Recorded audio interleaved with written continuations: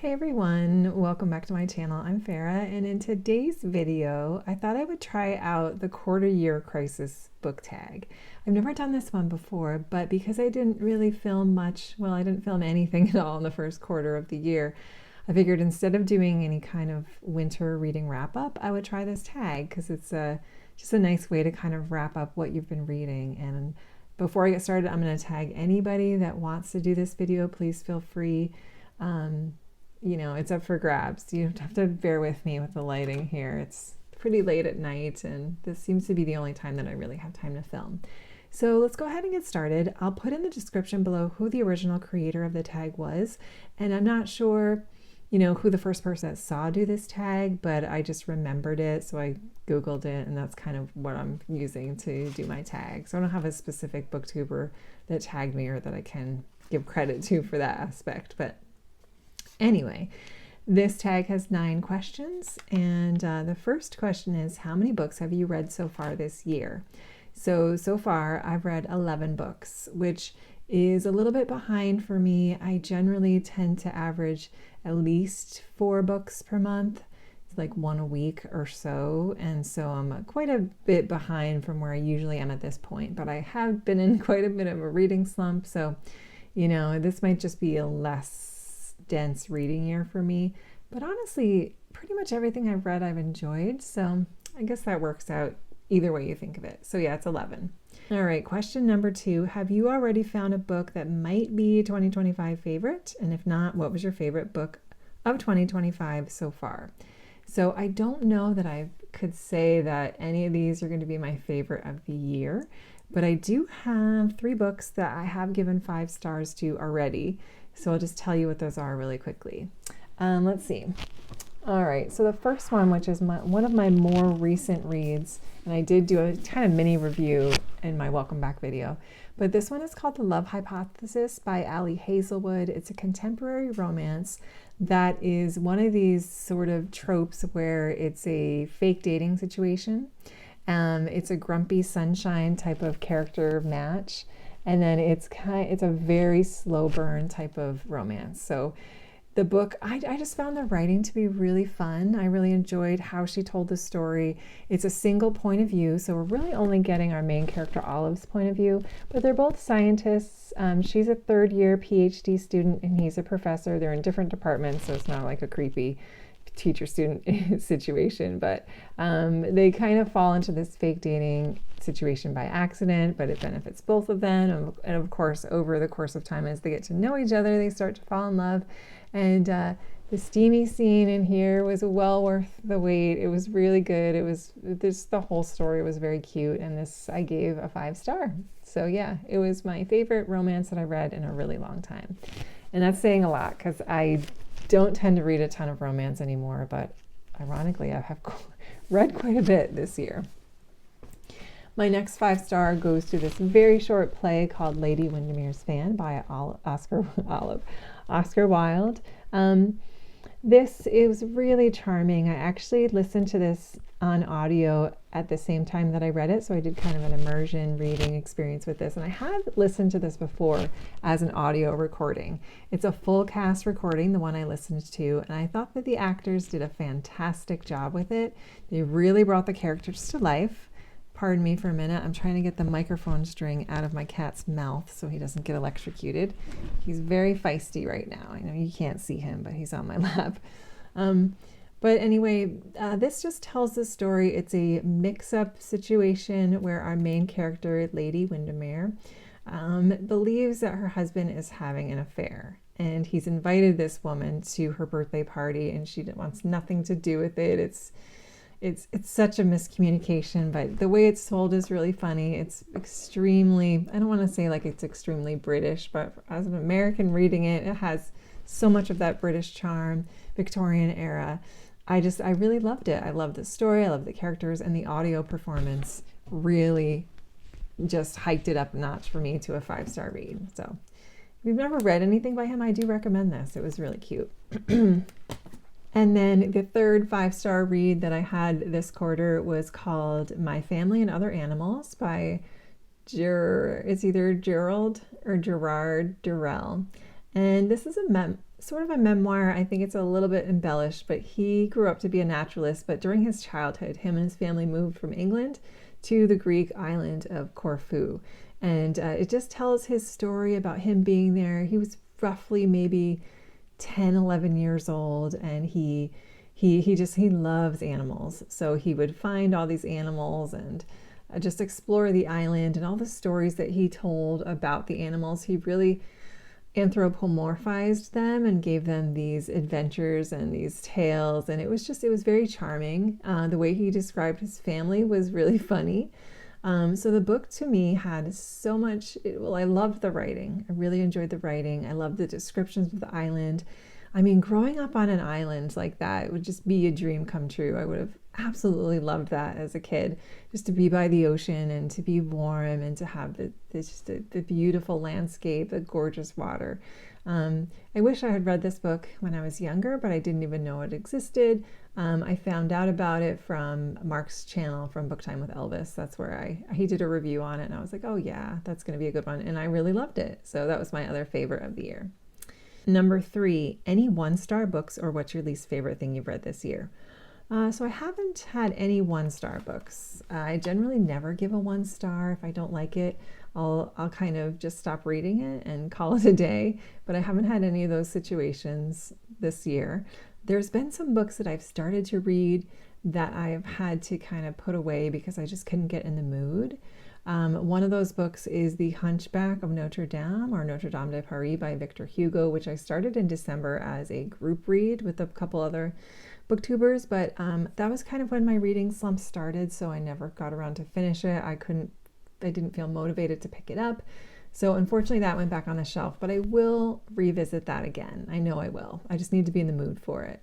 But probably my least favorite book that I've completed for 2025 was, this is a weird situation because I enjoyed the book itself, but I really didn't like the audio experience of listening to it.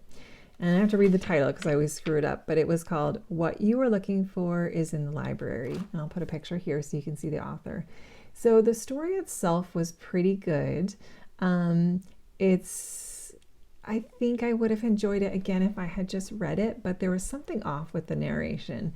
So there were a few different narrators because we're following, I believe, 5 different characters and their stories of kind of going through some kind of struggle and then visiting their local library in Tokyo and getting some weird and mysterious advice from the librarian, which seems to lead them down this trail of serendipity to give them exactly what they need. And so I loved the premise of the story. Some people's stories were more interesting than others. So it definitely wasn't a full 5 stars, and the narration was strange because we had British people narrating some parts. So I didn't know if the character was supposed to be Japanese or British. It wasn't clear. And then we had Japanese native speakers narrating other sections. So it was just strange. I don't know. It didn't flow well for me. So that was probably my least favorite. Number 4, what's your most read genre so far? Shockingly, it was romance. And I always say that I'm not really a romance reader, but I have read a couple so far and I enjoyed them all. So yeah, interestingly enough, it's romance, but it's also probably graphic novel, middle grade graphic novel as well. So it's a close tie. Number 5, what's a book that surprised you? So the book that surprised me was a romance that I read right at the start of the year, and this is called A Merry Little Meet Cute by Julie Murphy and Sierra Simone. And this book surprised me because looking at the cover, I picked this up at Walmart one evening. I thought it was going to be really cute and cozy, a nice holiday read, and it was.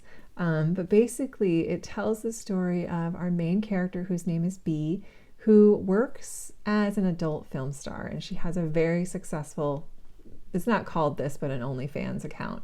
And then she gets asked to be in this wholesome Hallmark Christmas movie type of movie that's set in Vermont because their main character got into an accident, and the producer of the movie is also the producer of the porn company that she works for. So he's like, oh, can you help me out and just fill in for this role? So she's cast alongside her boy band teenage crush, who is he's an actor trying to make a career after his fame being in a boy band, like think, In Sync. So they both have intense crushes on each other, and they have to kind of refrain from falling in love or doing anything scandalous because of the reputation of this company that they work for. What surprised me so much was how spicy this was. This was incredibly spicy, very descriptive, very intense scenes, and I just wasn't expecting that, but it was still really good. I enjoyed it, but yeah, this one surprised me. Question number 6. What's a book that came out in 2025 already that you want to read but haven't? So I don't follow new releases very well, so I'm not totally sure what's come out already for 2025, but I did have a book on my radar. I'm not sure when it's coming out, but I would like to read it when it does. And this one is called The Bible Tells Us So by Dan McClellan. So Dan McClellan is a booktuber, TikToker. He is a scholar of religion and the Bible, and his channel's great. I discovered his channel when I was doing a read-through of the Bible earlier this past year, and his channel was really helpful in breaking down some of the myths or some of the apologetic reasoning for some things behind the Bible, and I really enjoy the way he breaks things down. Like, he'll take some claims off of like TikTok of Christian evangelists that are saying, like, so and so, this is what the Bible says, and he'll be like, actually no, this is the correct translation. And so he wrote a book, and it's I just think I'm going to really enjoy it. I love learning more about the Bible in terms of the actual translation and history of the text. I find it really interesting. So yeah, that one's on my radar for nonfiction at least. Number 7, what's one goal that made you, question number 7, what is one goal you've made that you've succeeded at? So one goal I had for 2025 was to take a booktube break, and I did that. I took about 3 full months off, and I just kind of did my own thing. I read what I wanted to read, which wasn't a lot because my reading slump kind of carried through with me, but I was able to kind of get back into a few other hobbies for a little bit. Not as much as I wanted to because I ended up being a lot busier than I thought, but yeah, it was nice to take that break, both from watching booktube and from trying to squeeze in making content like I'm doing now at 10 o'clock at night.